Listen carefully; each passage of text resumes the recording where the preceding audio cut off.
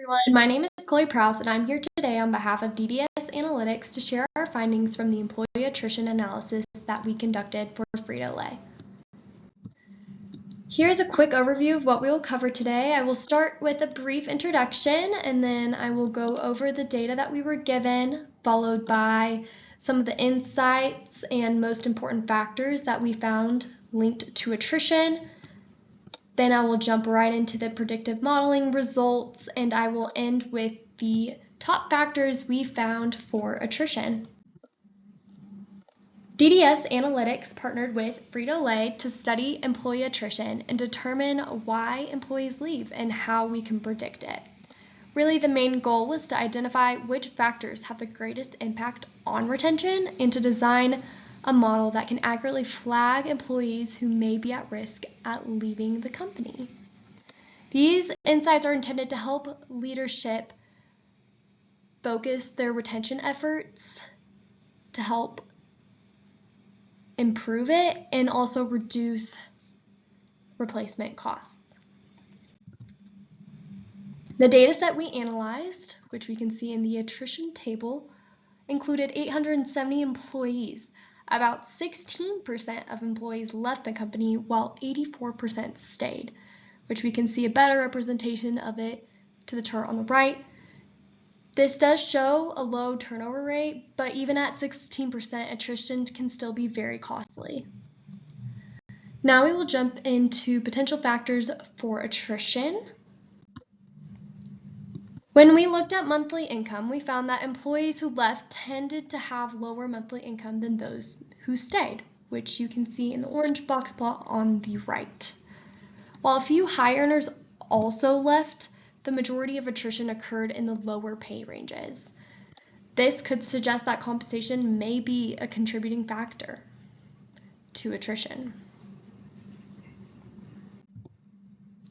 Overtime was another key factor and showed higher attrition percentages.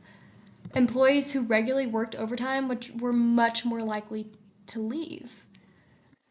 This points to potential workload pressure or burnout, which may need to be addressed through possibly scheduling balance and workload monitoring. As we can see, that worked overtime who left the company was at 57.1% compared to 42.9%. We also saw that employees who left had typically been with Frito-Lay for less than 5 years, which you can see in the orange violin plot on the right, where it is the widest. It had the most density, meaning the most employees who left around 5 years. So attrition was highest during this early employment period. This suggests that retention engagement programs may be most effective when they are implemented early on to help reduce attrition. Now we will go over the results from the modeling. First, we will go over the K&M model. Here are the results from the matrix. The model achieved 70.3% overall accuracy, meaning it predicted over 70% of the people who would stay and leave. Its sensitivity was 71.2%, so it correctly identified over 70% of employees who were likely to leave. Its specificity was 75.1%, meaning it correctly identified over 70% of employees who were likely to stay.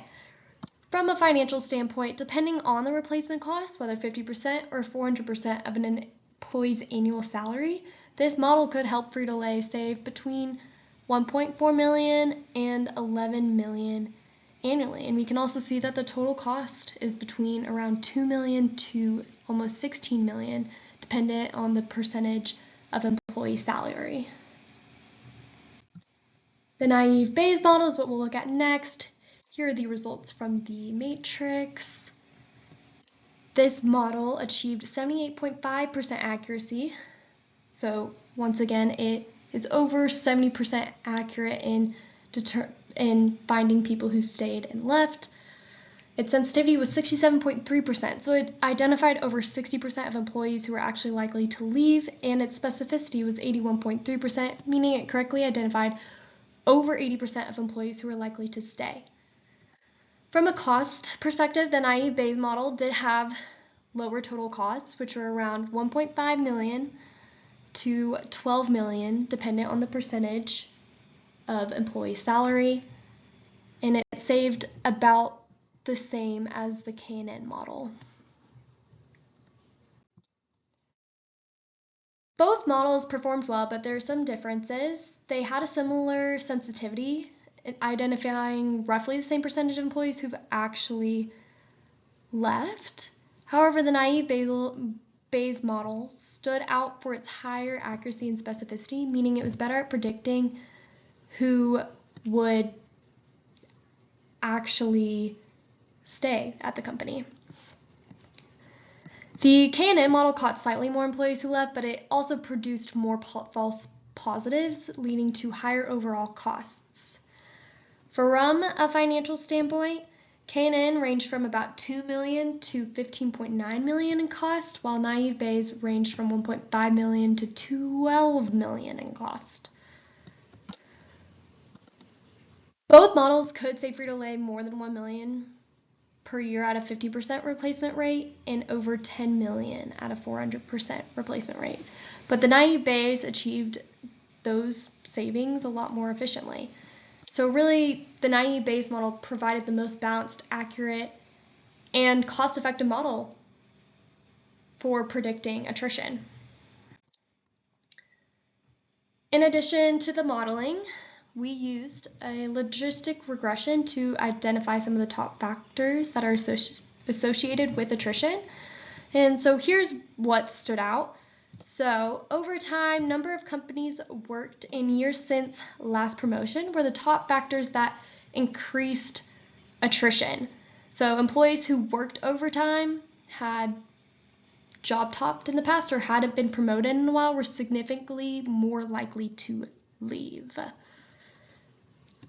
On the positive side, job satisfaction, job involvement, and environment satisfaction were the strongest factors reducing attrition. Employees who were engaged, satisfied, and worked in supportive environments were much more likely to stay. Up here, we can see that the stars next to these show how significant these factors are to attrition. That concludes my presentation. Thank you for your time and attention today. I appreciate the opportunity to share these findings on behalf of DDS Analytics. We are excited about how these insights can help Frito-Lay strengthen their employee engagement and reduce those turnover costs, and really just ultimately help build a more sustainable workforce. I'd be happy to answer any questions you have. My email is also on this slide if you would like to email me with any questions.